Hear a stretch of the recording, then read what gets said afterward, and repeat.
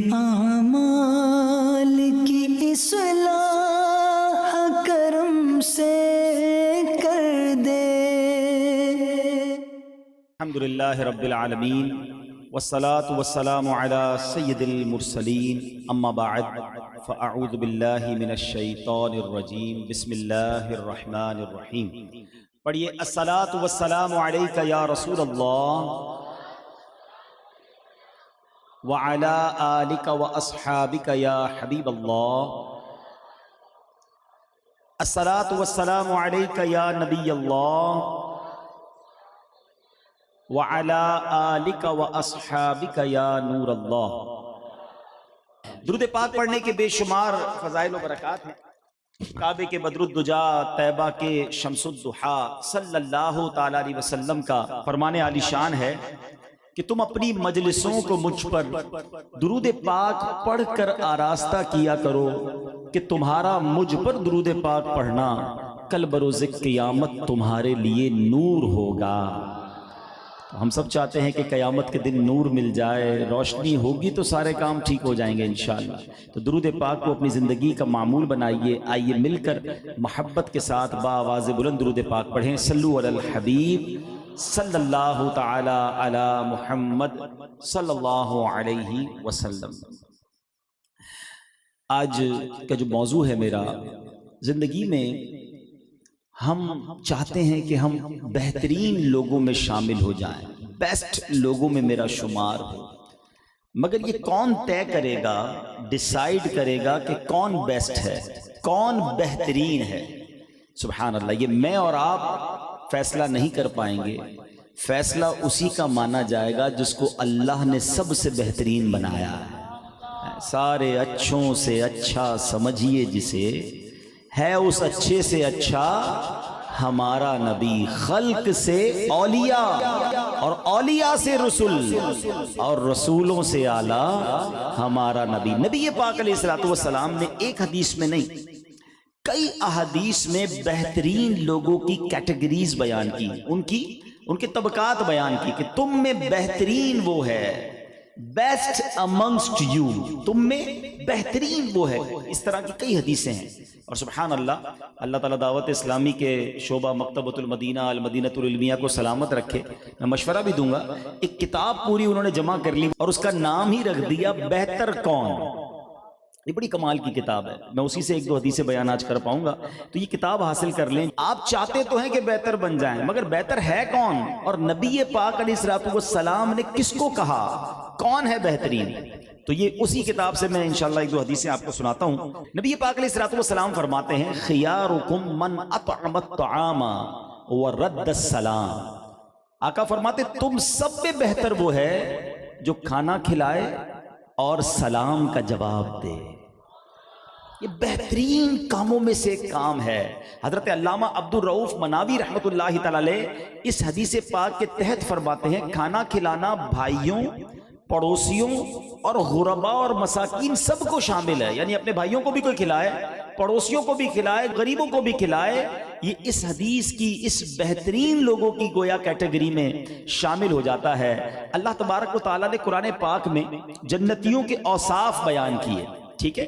سورہ دہر کی آیت نمبر 8 میں جہاں جنتیوں کا ذکر ہے کہ جنتی لوگ کیسے ہوں گے، تو اس میں اللہ تعالیٰ فرماتا ہے وَيُطْعِمُونَ الطَّعَامَ عَلَى حُبِّهِ مِسْكِينًا وَيَتِيمًا وَأَسِيرًا۔ ترجمہ، اور کھانا کھلاتے ہیں اس کی محبت پر، اللہ کی محبت پر، کس کو؟ مسکین اور یتیم اور اسیر کو۔ حضرت مفتی نعیم الدین مراد آبادی اس آیت کے تحت لکھتے ہیں، یعنی ایسی حالت میں کہ جب خود انہیں کھانے کی حاجت و خواہش ہو، اور بعض مفسرین نے اس کے یہ معنی لیے ہیں کہ اللہ تعالیٰ کی محبت میں کھلاتے ہیں۔ سبحان اللہ۔ میرے میٹھے اسلامی بھائیوں، کھانا کھلانا یہ اللہ کو بہت پسند ہے۔ اپنی اپنی حیثیت کے مطابق یہ کام اپنے ذمے لے لیں۔ اور میں آپ کو ایک فارمولہ بتاتا ہوں، دنیا میں دیکھ لیں جتنے لوگ کھانا بانٹتے ہیں نا، آپ دیکھیں اللہ پاک ان کے رزق میں برکت ڈال دیتا ہے۔ وہ ترقی کرتے نظر آئیں گے. آپ جتنے بھی کھانا کھلانے والے لوگ ہیں نا، آپ ذرا غور کریں، ان کے بارے میں چیک کریں تو آپ دیکھیں گے ان کا سرمایہ، ان کا مال، ان کی برکت ہی آ رہی ہوگی، کیونکہ یہ اللہ کے پسندیدہ کاموں میں سے کام ہے. سبحان اللہ. نبی پاک علیہ الصلوۃ والسلام کا فرمان ہے، جنت میں ایک بالا خانہ ہے جس کے باہر اندر سے اور اندر کا باہر سے دکھائی دیتا ہے. یہ بالا خانہ اس کے لیے ہے جو محتاجوں کو کھانا کھلائے. اور یہ آپ نبی پاک کی سیرت میں دیکھیں، جو صحابہ اکرام آتے، اصحاب صفہ کو کھانا کھلاتے، اور لوگ آتے، حالانکہ تھوڑا ہوتا تھا، نبی پاک انہیں کھانا کھلاتے. اور آپ نے دیکھا ہوگا کئی معجزات نبی پاک کے کھانے سے متعلق ہیں کہ ایک بکری ہوتی تھی 1000 آدمی کھا لیتے تھے، تھوڑی کھجوریں ہوتی تھی پورا کنبہ کھا لیتا. تو نبی پاک سب میں تقسیم فرماتے. پھر یہی ماشاءاللہ وصف جو ہے آپ کو اہل بیت میں نظر آئے گا، حسنین کریمین میں نظر آئے گا، خاتون جنت میں نظر آئے گا، پھر صحابہ کرام میں نظر آئے گا. سارے صحابہ کھانا کھلانے کا جو عمل ہے نا، یہ بڑا نیکی کا کام، اپنے اپنے حصے کا تھوڑا تھوڑا یہ کام ضرور کرتے رہا کریں. ایک بزرگ کے بارے میں آتا ہے، ان کا نام تھا حضرت سیدنا عبید اللہ بن عباس.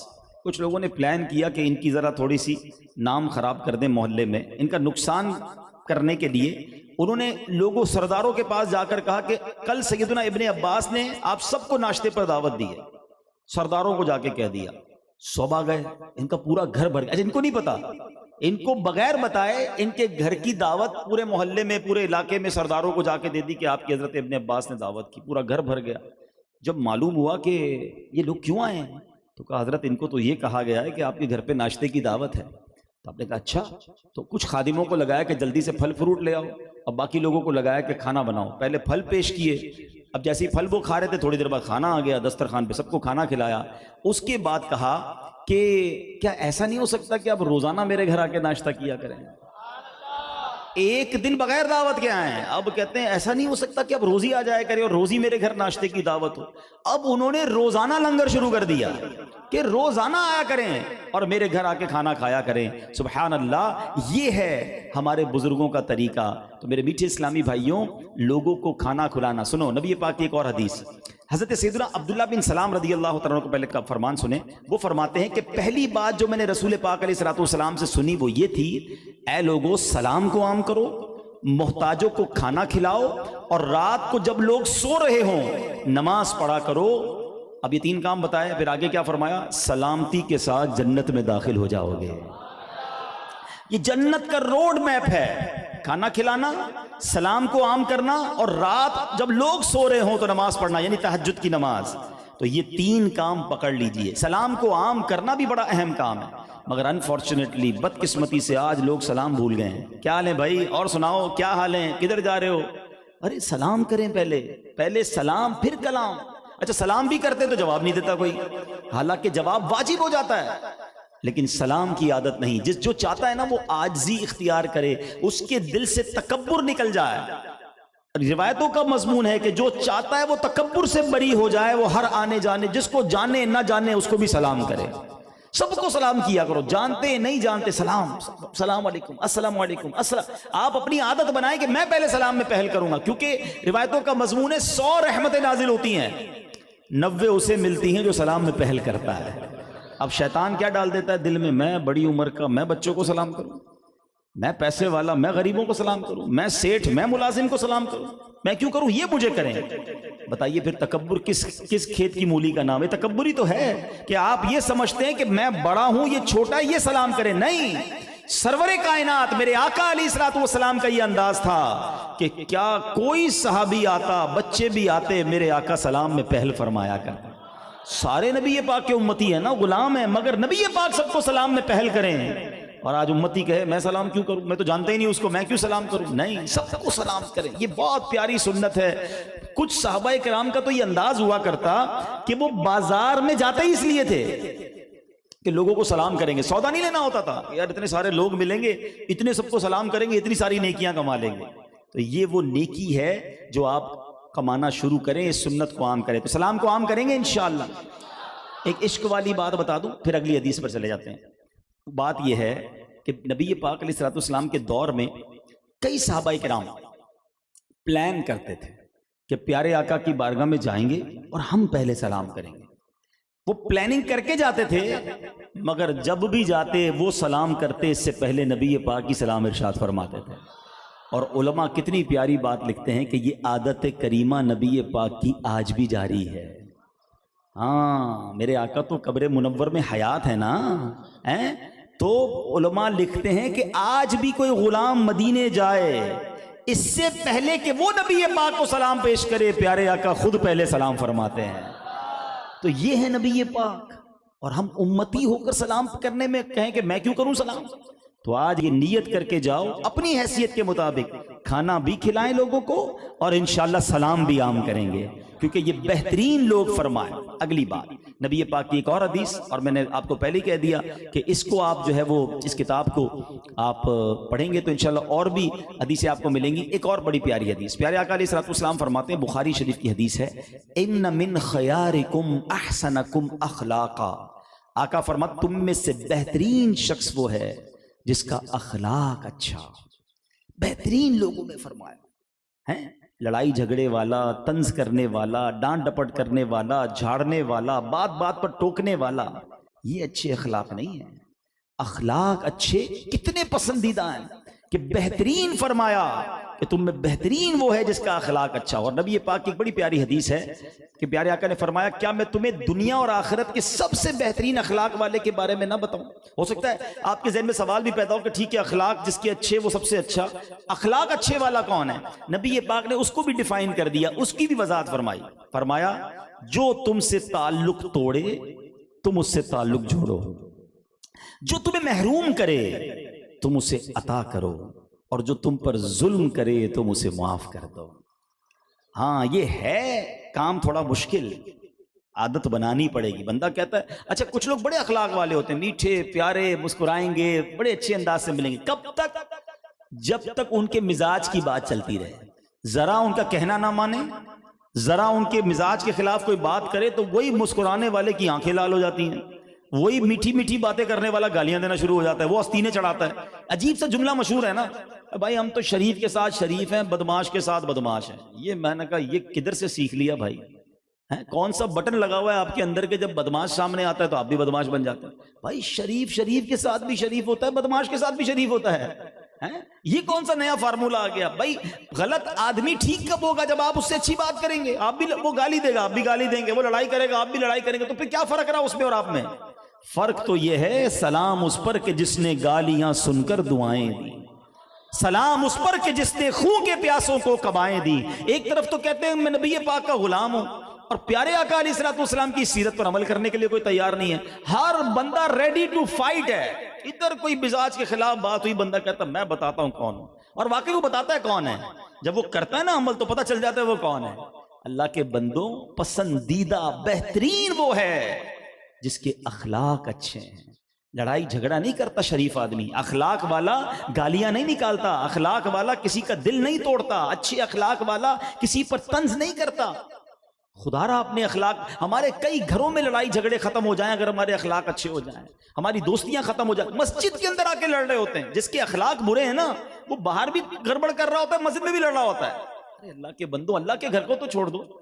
تو پلیز اس حدیث پاک کو بیان کرنے کا مقصد یہ ہے کہ اچھے اخلاق۔ اور ایک بہت پیاری حدیث ہے، نبی پاک علیہ الصلوۃ والسلام نے فرمایا کیا میں تم میں سے بہترین کی خبر نہ دوں؟ صحابہ کرام نے عرض کی کیوں نہیں؟ تو فرمایا تم میں بہتر وہ ہے جن کی عمریں دراز ہوں اور اخلاق اچھے ہوں۔ اللہ سے لمبی عمر مانگو مگر نیکیوں والی مانگو، کیونکہ جس کی گناہوں والی زندگی ہے اس کی تو لمبی زندگی زیادہ مار پڑے گی اسے، لیکن جو نیکیوں والی زندگی گزار رہا ہے، اخلاق والی زندگی گزار رہا ہے، اس کے لیے لمبی عمر بڑی اچھی ہے۔ دو بھائیوں کے بارے میں آتا ہے کہ نبی پاک علیہ الصلوۃ والسلام کی بارگاہ میں ایک شخص آیا اور کہا کہ حضور دو بھائی تھے، ایک بھائی جہاد میں شریک ہوا اور لڑتے لڑتے شہید ہو گیا، دوسرا بھائی 1-1.5 سال مزید زندہ رہا، پھر اس کا انتقال ہوا، مگر دونوں میں سے جنت میں جاتے ہوئے میں نے دوسرے بھائی کو دیکھا۔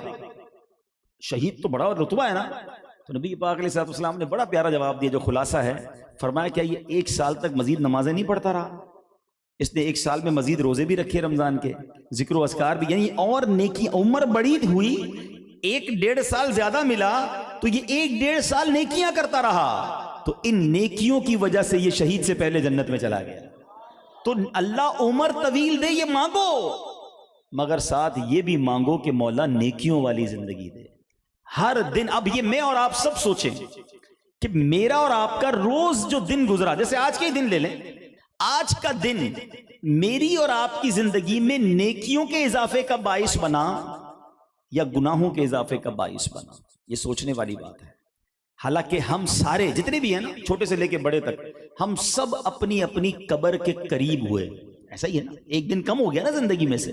جو بھی میری زندگی ہے، آپ کی ہے، ہماری زندگی کا ایک دن آج چلا گیا. ہم قبر کے، آخرت کے امتحان کے قریب ہو گئے.